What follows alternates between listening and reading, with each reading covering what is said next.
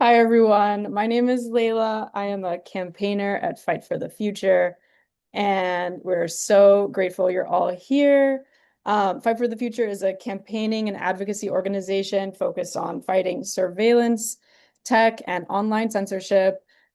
This webinar is also co-hosted with Media Justice, an organization building power to challenge how corporations and governments use media and technology to shape our collective future. At this point, so many of us have heard about ALPRs, we've heard about flock, and we know that these are dangerous tools of surveillance that are being used to harm our communities. They are a very important component of a much larger network and web of surveillance tools. And we know that when we successfully break one link in the chain, the whole chain becomes weaker. So we're here to talk today about some of the biggest lessons and successes that we're seeing in terms of our campaigning against ALPRs. We're here to talk about some of the challenges that are coming up in that campaigning, as well as how to contextualize the fight against ALPRs within the broader fight against all surveillance and invasive data harvesting. I just want to point out a couple of things about the Zoom room. We will do a Q&A section. So there is an icon for a Q&A box. Folks can feel free to submit questions. We're going to be hearing from some amazing panelists. So please submit questions and we'll dig into some of those during the Q&A. Also, folks can turn on a transcript or close like captioning for this webinar if it's helpful to see captioning. Those that option I believe is under more in the bottom toolbar, and you can feel free to reach out via the Q&A or the chat. If we get the chat working, feel free to reach out if you are having trouble with any tech components. So I want to start us off with just a quick poll to see who is in the room right now. I have launched a poll. We just want to get a sense of if folks are already actively campaigning against ALPRs, if they are brand new to this. Let us know by choosing one of the options in this poll.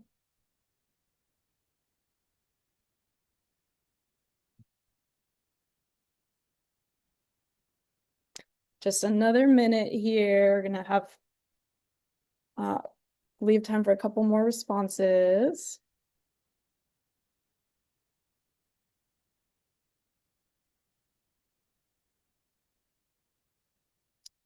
And I see we have the chat box working now. Yay, tech folks. Sorry, and thanks everyone for your patience.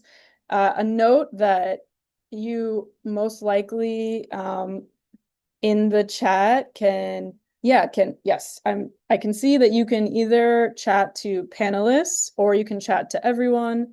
So just be sure that you're toggling between those options, depending on who you want to chat to. All right. So I've ended the poll and we have a pretty even spread between these different options. So a really great mix of folks who are already doing campaigning and folks who are really getting started. Thank you all so much for sharing. Now I'm going to hand it over to our first wonderful speaker, Danny Sendejas at Media Justice, who is going to give a quick overview of ALPRs. And I'm going to share my screen.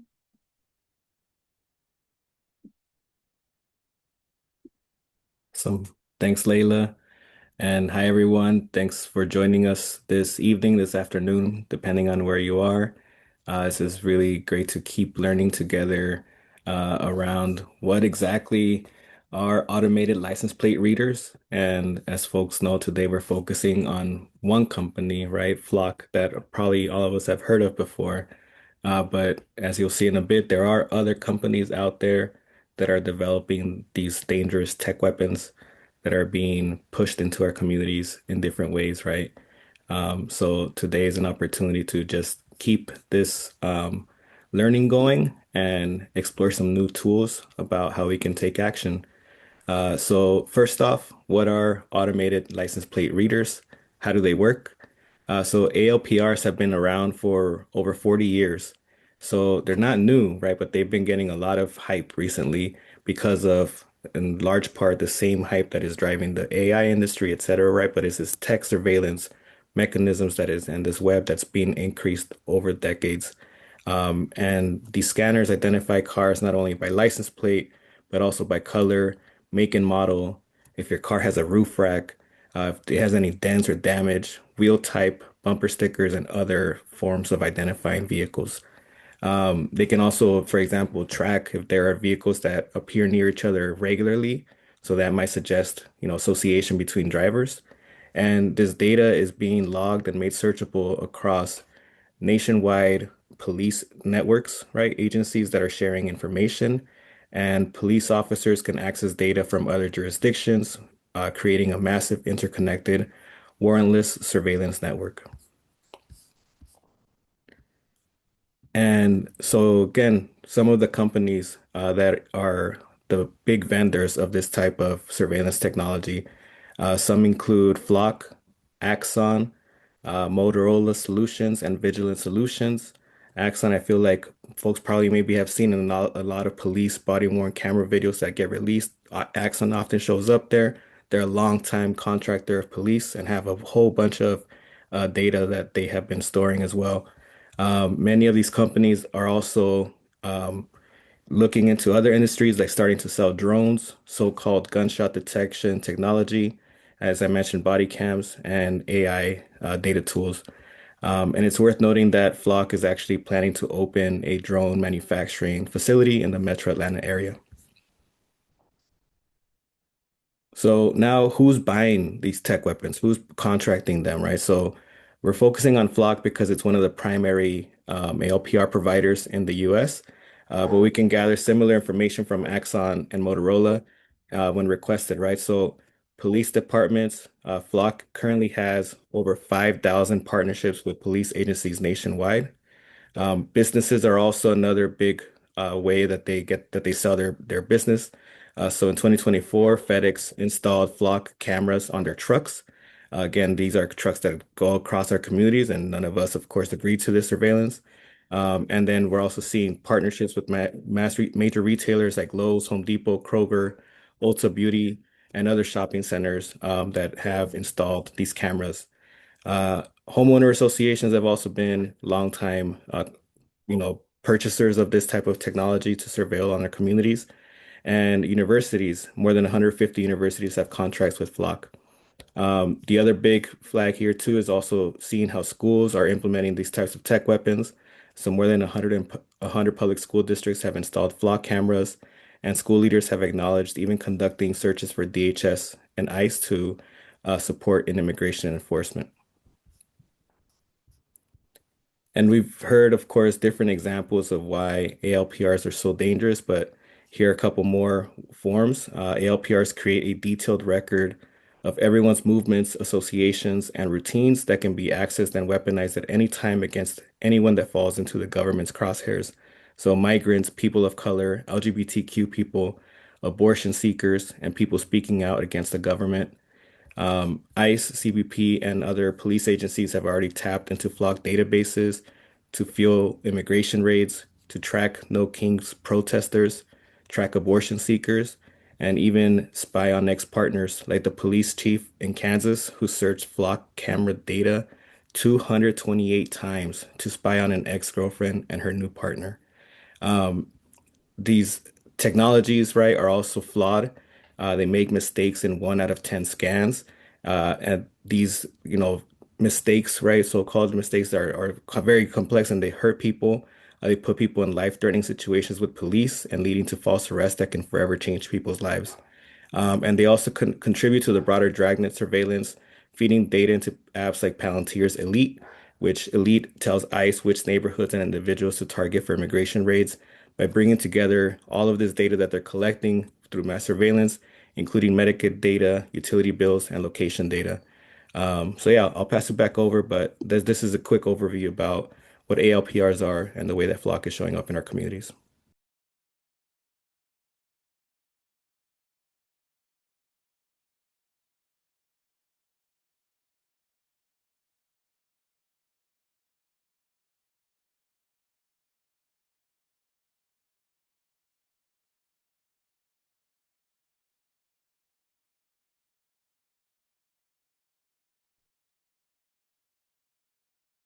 Oh, you're muted, Layla, sorry. You're still muted. Let me see if I can. Got it. Oh, there Got we it. go. Sorry, y'all. Thank you so much, Danny. I am now excited to introduce Sarah Hamid of EFF.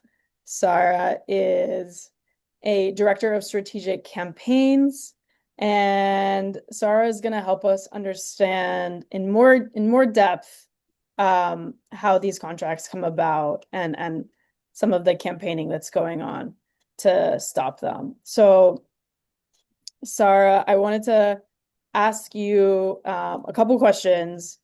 First of all, yeah, how do these contracts get started in cities, and who has access to the data? How is ICE accessing this data? All great questions. So most of the time, ALPR systems don't arrive as a big visible policy choice. That's actually a fairly recent development. They show up as like routine equipment or pilot items that slide through the surveillance purchasing process, what we call procurement.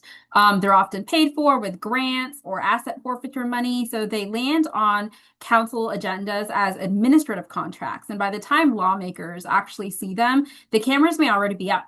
And the vote is usually around whether or not to renew or expand, or not should we build these systems at all. By then, the conversation has been narrowed to settings and safeguards and retention periods, hot lists, geofencing, and sharing checkboxes. And those systems are built to be hard to govern at the local level. Vendors roll out constant feature updates and new integrations like the national search tool, broader analytics, new alert types much faster than council can update their policies or contracts. And local guardrails sit on top of an architecture that's optimized for cross-jurisdictional sharing. So on access, ALPRs generate detail, like Danny was describing, detailed timestamp records of where people drive, captured automatically and stored in vendor-controlled databases, and made searchable across agencies. And vendors like Flock operate national networks that aggregate feeds from thousands of cameras and agencies. And local retention settings and no ICE toggles sit on top of that commercial nationwide infrastructure, but they don't change it. So when council are told we can just change the settings, they're being asked to trust local guardrails to fix problems that are baked into the vendor's business model and network design. On ICE, there isn't one doorway. There are all of these overlapping pathways that kind of make it clear why this system that's been around for decades, like Danny said, has become fundamentally ungovernable. First, there's intentional formal access. And this is where national search tools and statewide repositories are giving federal agents access in their own logins. This includes things like fusion centers where ICVP, FBI, or DEA have counts or embedded roles, and state or vendor pilots that explicitly plug federal users into the same infrastructure. Second, there's intentional, informal, or indirect access, what we call side door searches, right? This is where federal agents ask a local officer or troopers to quietly run queries for them, or there's temporary joint operational access where federal agents are added as users, and cross-jurisdictional network searches where once your residence data is in the network, other agencies can start to query it, even if your department opted out locally. So local restrictions don't bind these external users. And third, unintentional or unauthorized access. default or misconfigured sharing that quietly exposes data to federal systems, credentials that are shared or leaked, and vendor bulk data exports that hand over large data sets outside of public agreement. So once your residence plate data enters these systems, there are multiple overlapping pathways for federal access, including ICE and immigration. That is so helpful to understand because I think it's really like not common knowledge. A lot of this stuff is not common knowledge, and it's helpful to get the insights from all of your research and experience. And on that tip, what have you been learning, Sarah, from all of the campaign support and work with organizers on the ground in 2025? Are there specific stories you can highlight or case studies, particularly where the engagement with city council members was really successful? Yeah, for sure. So my work at EFF is to support the local impact lab, which is a policy experimentation lab. And a lot of our work last year was to jump into these local fights and not only support however we can, but do what we can to get these contracts to cancellation. And one of the clearest lessons from that fight is that surveillance is a procurement choice. It's not an inevitability, right? Across the country, campaigns have been documenting the growing number of cities that have canceled or terminated their ALPR contracts. And those decisions map out a spectrum of procurement power, saying no to these contracts and letting existing deals quietly expire. So cities do not need perfect ordinances to protect people. What they need to do is recognize and decline to buy, renew, or expand. And that is already a form of governing the surveillance system. So effective campaigns have been treating organizing like a vertical stack that runs from frontline communities up through lawmakers, lawyers, researchers, and funders. And I'll move through this explanation pretty quickly. So this stack aligns community members, council strategy, legal advocacy, investigations, and communications around a single goal, right? Which is stop feeding ALPR networks and turn the cameras off. And campaigns that actually move power from start with concrete harms like immigration enforcement, abortion, gender affirming care, criminalization, and they mobilize not just their community members, but they activate their lawmakers. Lawmakers sit inside that stack, not outside it. Council members are co-governors who can use their procurement authority, votes, contract approvals, termination clauses as levers, not just formalities. And as our organizers, our job is to activate and mobilize them by equipping them with briefings, model questions, examples from other jurisdictions so that they can act with confidence from the dais, not just react to pressure, right? But they're not doing this work alone. Litigation, including the ALPR cases in San Jose, converts community harm into legal liability and discovery that makes renewals harder to justify.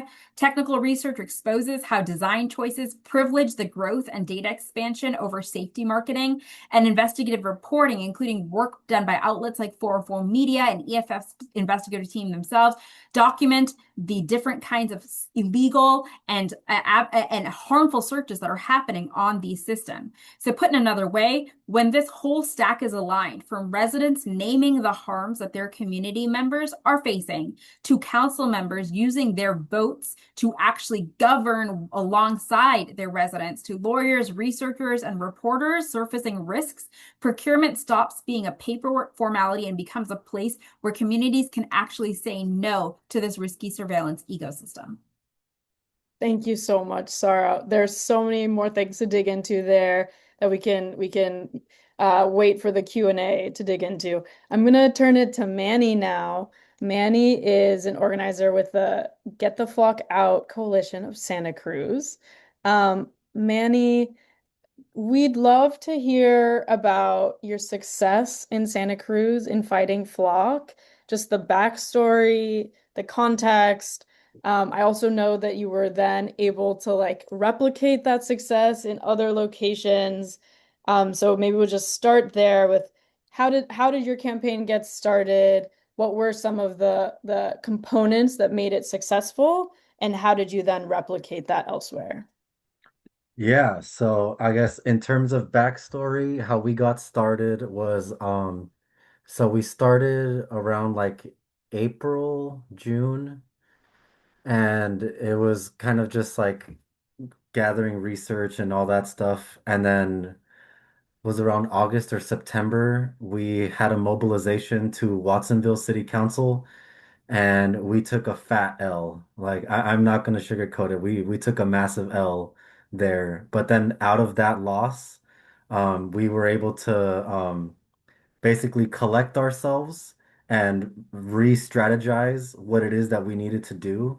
And we basically realized that what we needed to do is develop a proper inside strategy and a proper outside strategy. So, what a lot of play cut the jargon because what a lot of yeah we L what is it called Flock passed 5-2. So we basically lost and Flock got passed. But basically we developed our inside strategy players and we developed our outside strategy players. And we basically had our inside strategy players. The reason why we call ourselves a coalition is because we had to find our power players and see who was effective at doing what. And that's really important for people that are trying to start a campaign in their areas. You have to find who your local power players are and who's willing to put in the effort when it comes to inside strategy and outside strategy. So we divvied up our inside strategy as being lobbying, meeting with like unfortunately meeting with police, city manager, elected officials, and in Santa Cruz, the procurement power does fall under the city council. So we did just have to convince them that flock is bad. And then for our outside strategy, it was doing public records request, talking to the media, community education. And basically, after 6 months of work, we were able to convince our city council. Well, first we convinced the community that it was bad. Then we convinced the city council that flock was bad. And one piece of advice that I wanted to give to everybody, which kind of, as someone who's ACAB for life, we did have to make it about flock. When you make it about the police department, it makes it a lot harder to get the elected officials to listen to you. And they just shut down when you make it about the police. And which really sucks because it is definitely about the police. And basically, what happened was that we took that W, like the win, the victory over Flock, and we took it into the Bay Area, where we got wins in Mountain View, Santa Clara County, Foothill De Anza Community College, and I forgot what the other one was. Oh, and Mountain View. And Mountain View was a really nice win where we got Flock taken down, and they did not seem to be interested in going into a contract with another vendor. Um, hold on. Fantastic. If you could speak to a little bit, just a couple more of like the challenges or opposition tactics that you face that feel important to pull out? Yeah, so like every other jurisdiction, I'm sure that everybody had to deal with a flock representative coming out. And they basically come and they I want to put this nicely, but they like put out their BS. But they basically come out and they say that Flock is secure, Flock has never been hacked, even though it has been hacked in literally under 30 seconds. And they're running on a system called Oreo, Android Oreo OS, and it has like 90 published vulnerabilities, and it hasn't been updated since 2021. Um, they also said like, oh, ICE doesn't access this data, which is total BS. And they would also say that it doesn't have facial recognition capabilities or any of that stuff. And to those points, especially the facial recognition one, the main point that we would point to would be Flock's own patent. Because in their own patent, they say that their neural networks are designed for categorizing people based on their height and weight, race and gender, clothes and accessories worn. They have a neural network for bicycles, and they have a neural network for identifying animals. So when people say that it's just about identifying cars, that is completely false. And then when it came to ICE access to this, one story that was very powerful to bring up was actually the story of, well, this is Border Patrol, but same thing. The DHS umbrella is actually the story of Marimar Martinez. which is who was an elementary school teacher from Chicago, who was followed around by Border Patrol for I think almost a week. And in the discovery process, they were able to find out that they were tracking her using flock cameras, and they shot her 5 times. And the agents bragged about it amongst themselves, saying, in each other with text messages, they said to each other, "She had 7 holes, and I fired 5 shots. Put that in your book, boys." So that's like that's an extremely like that is proof that they're accessing that data because Chicago also has a sanctuary ordinance and policies of not sharing with immigration enforcement. But yeah. Horrifying, truly horrifying. Manny, thank you for all of the incredible work you're doing, and thank you for sharing all of those amazing insights. We are going to be able to get deeper into all of this through the Q&A, and so just want to remind folks to submit questions using the Q&A box. I also wanted to talk before going to Q&A, wanted to mention a few resources. Because screen sharing has been challenging, I just we'll have some links dropped in the chat. So I wanted to mention Fight for the Future's online action toolkit that organizers can use to launch their campaign, targeting ALPR contracts locally. If we could have that link in the chat for the online flock toolkit. We have a Spanish translated version of that toolkit as well, which we will also drop in the chat. Thank you, SA. So those toolkits go through step by step how to launch a campaign targeting your city's contracts, basically capturing a lot of what Sarah and Manny just offered us. But importantly, we also have some resources and offerings. In terms of resources, I wanted to highlight that we have Senator Wyden's letter to Flock linked under the resources section. And by the way, you can access the toolkit through the link in the chat. There's a jump link at the top of the page as well. Um, Senator Wyden's letter to Flock has a lot of great research and information about why the company is absolutely not to be trusted.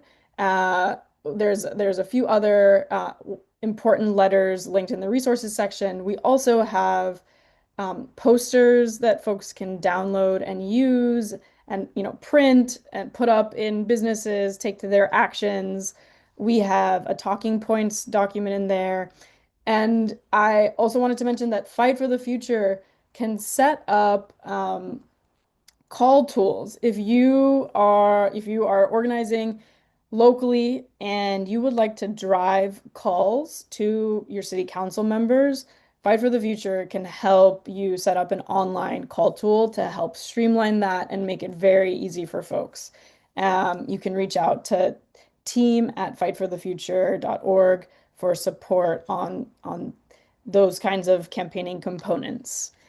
Um, Sorry, last thing on the Flock Toolkit piece is we also in there have a sample letter that people can send to their homeowners associations. If you are a member of a homeowner association, it's possible that your association already has license plate readers or that they're considering it. Folks are beginning to mobilize all across the country to pressure their HOAs to drop ALPRs, drop flock. Um, we have a sample letter in the toolkit that you can use as a launching point as to start off your campaigning, and we're happy to be in touch to support more of that work. Great. So let's move into Q&A, and I'm going to open up the Q&A box, and I wanted to just start us off with a question for Sarah. How can folks what are some of the tips and tools that folks can use to begin to research contracts locally and like begin to discover what's happening locally in terms of their contracts? I think it's really helpful to first start by mapping what already exists. So identify your vendor in your city, identify the contract term, any renewal or termination clauses, primary funding source. So this is really diving into the documentary record that is your right, because these are technologies that are funded through public coffers, right? So determine whether your city participates in things like fusion centers or statewide ALPR repositories, right? Get your paperwork. Also, get access to written records, right? Do exactly what Manny said, apply for Freedom of Information records to request full contracts, amendments, data sharing agreements, ALPR policies, and any logs or reports of external access. Also, submit written oversight questions to your council members or to the surveillance purchasing authorities in your city that specifically probe for use around immigration, abortion, or protest-related investigations. And compare what you find to known patterns. So do the quote unquote privacy features and policy language actually address the federal pathways or the cross-jurisdictional searches? So the goal here is not to become an ALPR expert or a settings expert, right? It's really to determine what is the documentary record that your city has used in order to opt into this surveillance ecosystem, right? And really, really get that on the record. And then you start to use that record to start to investigate and get your lawmakers to probe the efficacy of the system. The great thing about this is that we know what the patterns are, right? These are not open-ended questions. We know that there have been abuses of the system. We know that the system is ungovernable. A technology that's been around for this long means that there have been countless attempts to try and govern it. SB 34, the law in California, which EFF was one of the advocacy groups that helped write that law, has been around for 10 years, and we're still seeing failures happen, right? Austin had one of the most restrictive data sharing retention policies in the country, 7 days. It still failed. Once you have that documentary record, that becomes your wedge to start really interrogating and breaking up the trust that lawmakers have with this vendor, and the public record is on your side. Thanks, Sarah. I also wanted to ask about the fact that we're seeing, you've touched on this some, but the fact that we're seeing some city councils also contracting with Axon and other ALPR companies, specifically through like sometimes contracts where it's a bundle of technology that's being provided.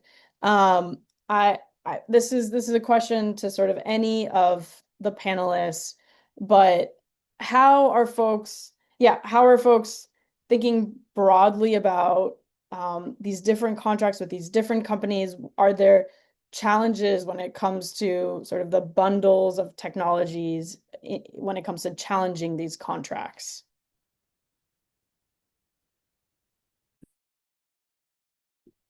I mean, I saw another question that kind of got it messaging right. It's very easy to tell a narrative on Flock when there's a lot of attention towards it, and then it's much harder when a city pivots to like an Axon and whatnot. And I think like this is where the local context really matters, because if a city is motivated to drop Flock because of, the connection to ICE immigration raids and abortion investigations, then you can make a lot of the same arguments because Axon has, connections to Customs and Border Patrol. And so I think a lot of the same concerns exist. But then on the other hand, other cities may not be motivated by that. And it may be all of the cybersecurity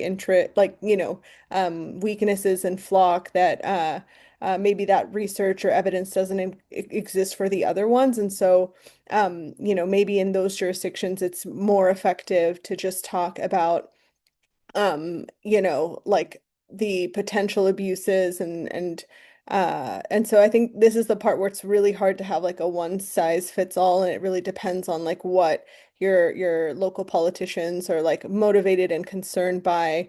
But I think the really like one size, if there was a one size fits all sort of talking point, I think the open procurement process and just like sometimes it just slows things down, right? To be like there needs to be public input. Like these are these are the things that we expect in a contract.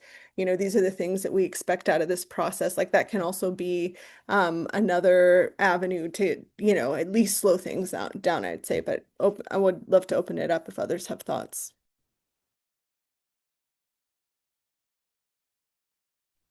There's another question here about closed circuit security systems instead of flock or flock-esque tech. Is that something that people should be potentially presenting as an alternative to city councils?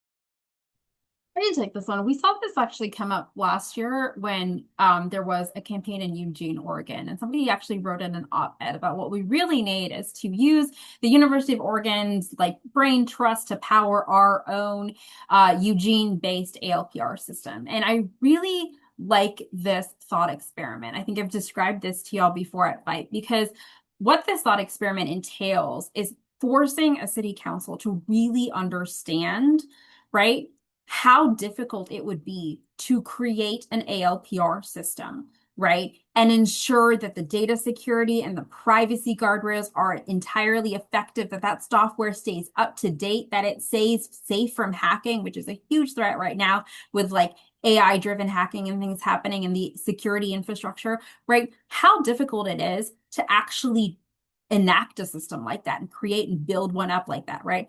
And then I like to ask them, okay, then how is it that Flock is selling this to you so cheap?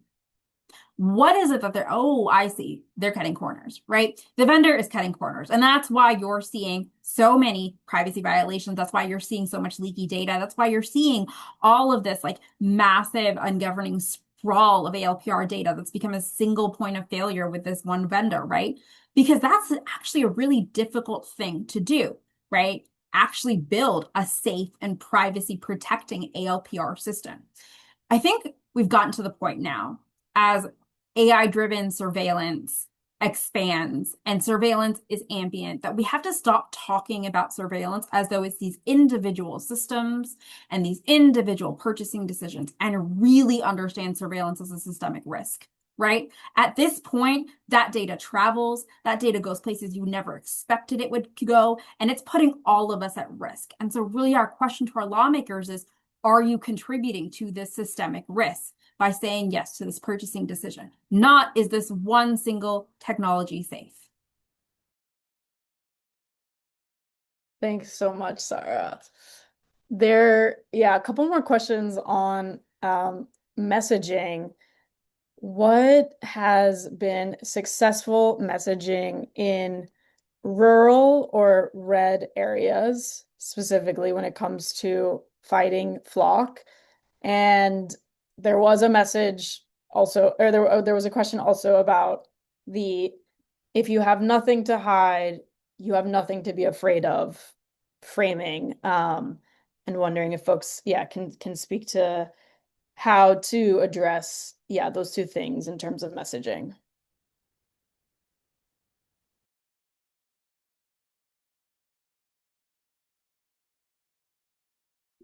I'm not sure if any folks on our panel have specifically been deeply involved in any of the fights in the South, which is why I hesitate to answer.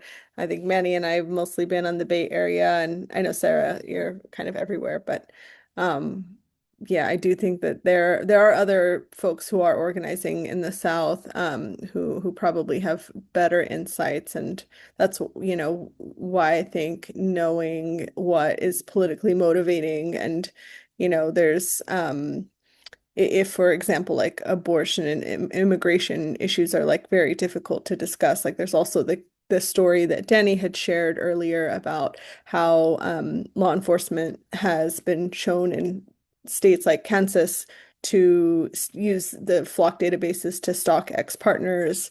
And I think like talking about some of those other abuses or like, yeah, just some of the people that get caught in the crosshairs.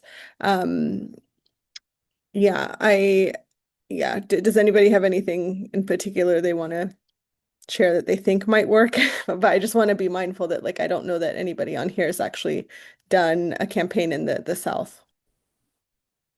You are right, Reem. I have been everywhere last year, and some of my most interesting fights were actually in the South, and especially places like Hayes County, Texas, and San Marcos, Texas. And why those fights were so interesting was because that was when it unlocked for me that this surveillance ecosystem that's been around for like 40, 60, 50 years, right? It has created this generalized risk, right? Where everybody is impacted. Everyone who drives is captured. Even more now, if you walk, you are captured by the system, right? And 99.999% of what the information that's captured has absolutely no legitimate law enforcement interest, right? Legitimate law enforcement interest, right? And so in those rural districts and those rural counties, like really going hard on the privacy arguments work because people who believe in freedom, believe in American values, right? Believe that you should not be constantly spied upon and really, really making it clear what this degree of spying was. But that method that you described, that's perfectly it, right? You landscape your own council members, you figure out what moves them, and you can bring them on these issues because there are countless frames because everybody is impacted by this system that can be weaponized against them. There's a question here about after giving public testimony and mobilizing the community to the oversight meetings and submitting a FOIA, how I'm a little lost in the question, but basically it's the question is after doing public testimony, how do we step up the campaigning? What are some next steps? How do we escalate? Manny, maybe you have some thoughts here. Sorry, I was responding to somebody in the chat question. What was your question again? After the steps of like FOIA and doing some research and then doing public testimony against Flock, how do you step up your campaigning? How do you escalate? There's been another, in this particular person's context, there's been another misuse and abuse case. So they're wondering, yeah, how to really um, turn up the heat on the campaign. Yeah, so one step that we had to do was actually threaten legal exposure. If you know anyone in your like county's grand jury taking these violations of either state law or contract, take that to your grand jury and ask that request that they do a like an inquiry into the city's use, the jurisdiction's use of the system. And once we threatened the grand jury doing an like a investigation, it really got them in line. Awesome. And last question. There, I see Reem is typing. There is a question here about the C cops model. That was Um, the question I was about to respond to. You yeah, read let's my let's mind, speak Layla. speak to that a little bit. Yeah, let me just, for those who don't see the question, somebody is asking what we think of the CCOPS model, which is essentially like a community oversight model that was, developed to address surveillance technology. So as a solution at the local level. And I was going to respond because, I was a part of that model in Oakland for many years now, part of like Oakland's Privacy Advisory Commission that was based on the CCOPS model. And I don't want to, I could take up a whole webinar talking about, some of the shortcomings, but the reality is a lot of those folks are volunteer. And, in Oakland, we have plenty of privacy activists. And so we were lucky that for many years we did put into place really strong policies. But the problem is we actually didn't have much oversight to verify that, the police department was saying that they, that they were doing what they said that they were doing. And as people term out, it really incentivizes like people being put in who are going to be very friendly to surveillance companies, and it just became a rubber stamping body, to be honest. And so I don't know, I don't think it's a long-term solution. And so now, I think I was optimistic at first when we were starting to make headway, but eventually that goodwill fizzled out. And now it's not something that I necessarily recommend, but don't want to speak for others. And I think sometimes you try th but I think it's good to try things, and you never know what's going to work and what isn't. And so I think now that there's been a few years of experimenting with it, and I think it works at different, probably differently in different cities, but that's just my experience with it. Thank you, Reem. That is extremely useful. And I just wanted to note we have a question about how can people connect across localities who are working on deflock campaigns in non-urban settings specifically. Great question. We will drop some info on that in the chat and talk a little bit more about that at the very end, because a huge goal here is just to ensure folks have the resources they need to do this work. So we'll be dropping some links in the chat and speak to that a little bit more at the very end.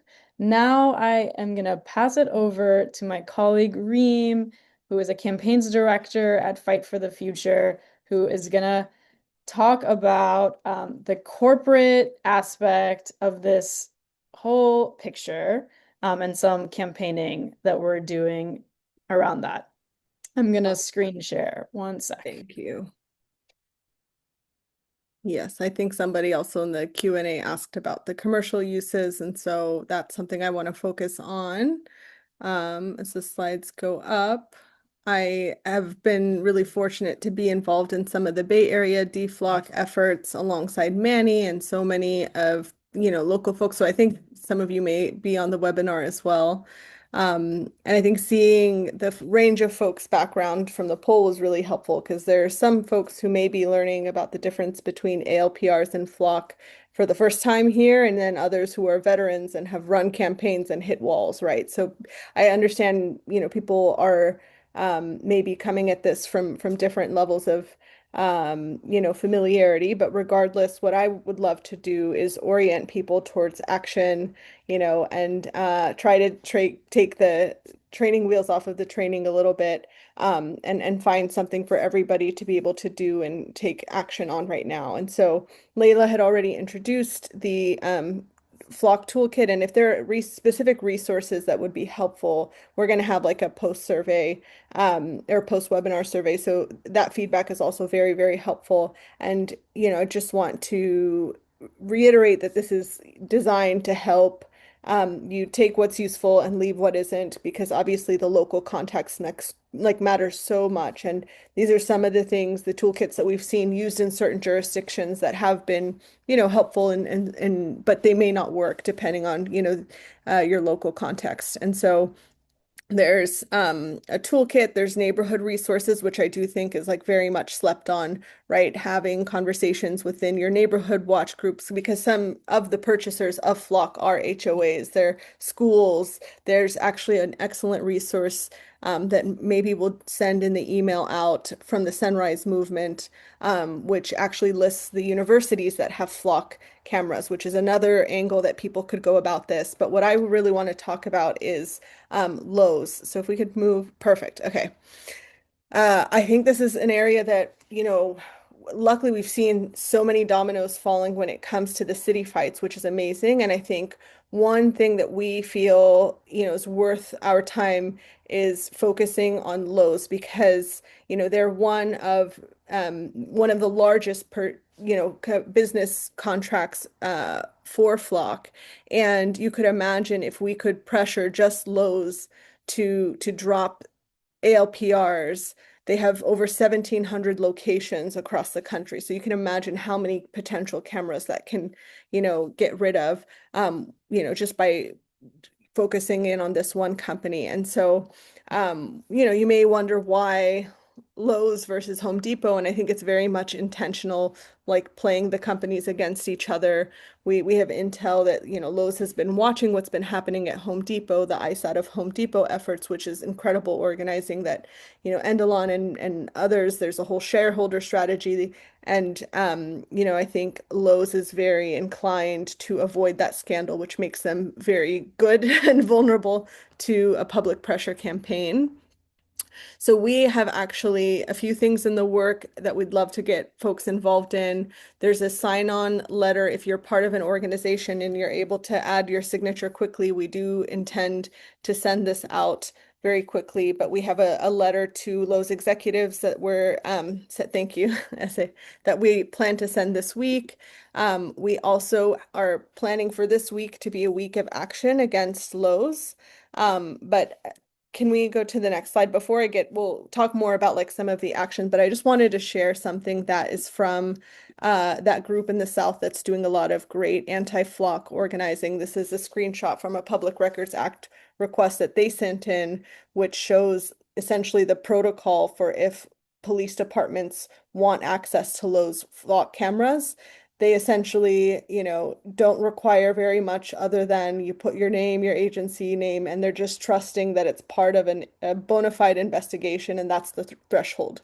No warrant, no court order, nothing, right? And so it just shows like how incredibly dangerous, and that they have multiple law enforcement partnerships across the country that allow law enforcement to directly request access to their footage. And documents from EFF from Johnson County in Texas and showed Lowe's data being a part of abortion searches. And so that flock data is directly implicated as well. Just another reason for why we're targeting Lowe's. Let's go to the next slide. Okay, so I know we don't even have 3 minutes left in the webinar, but I would love to take even just 1 minute for folks, if you go to the next slide, to actually do an action right now. Very easy. If you go to the next page, and we'll put this in the chat, we have a toolkit. If folks haven't already signed a petition or can share from the social posts or post any of the graphics we have and the templates that we have, and make sure to tag Lowe's Home Improvement. I think we really want to give their PR department a little bit of a heart attack here. And so it's really effective if we can, make sure that the company sees these things. And if you can, just in your Thursday, we have like a week of escalations. And so if you can find even like 5 to 10 minutes on your calendar this Thursday to spend some time calling customer service line so that they're getting these complaints routed through multiple channels, including like just through their customer service line, that would be really, really helpful. So I'm going to give you all a moment, and then this is like the last thing before I close out with a couple more resources and plugins. So I will just let people open it. Let me see. We got the deflock Lowe's. Yeah, the toolkit is on the deflock Lowe's website that was shared out, but I'll put it one more time. And so there's lots of template language that you can just take, and you can totally post any of those graphics freely. Awesome. Okay, well, in the interest of time, I'm going to just trust everybody will take a couple of minutes after this to do a couple of the things on this list so that we can kickstart our week of action with this call, which, scratched off because you did the first big thing, which I appreciate.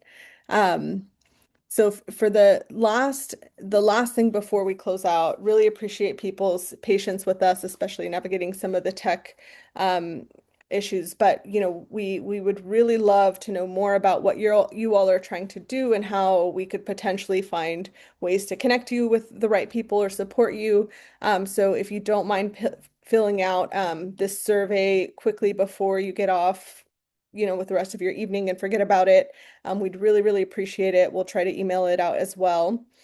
Separately, if you are planning to be in Atlanta for perhaps the Take Back Tech conference hosted by Mihente and Media Justice, Fight for the Future is going to be organizing an action outside of Flock headquarters, which is also incidentally based in Atlanta. So the action is going to be that Friday, April 17th, probably right before the registration for the conference starts. And so we'll be providing transportation to and from the action, but we thought it would be helpful since, we're going to have a lot of like-minded folks in the same place to make some noise outside of Flock. And then hopefully if we can get bad press coverage, more bad press coverage for Flock, that will be beneficial to all of the campaigns all across the country. So we really hope if you're planning to be in Atlanta and you're interested in participating, that you will get in touch. I think there's a question about that on the survey, so that's another way you can let us know. But thank you all so much. Really appreciate your time and have a lovely rest of your evening. And thank you so much to all of our panelists. Layla, is that going to be emailed out or is there a slide? We will email out content, like how to get in touch with each of our organizations. Contact info, yeah, will go out in email and will also be dropped in the chat for our panelists in a There it moment. is. I see essays put it in. Thank you all so much. And thank you to everybody who's joined in and who is doing amazing work. Like I know that we have some veterans on here that have, been the source of a lot of great new headlines we've been seeing. So thank you all for your work as well.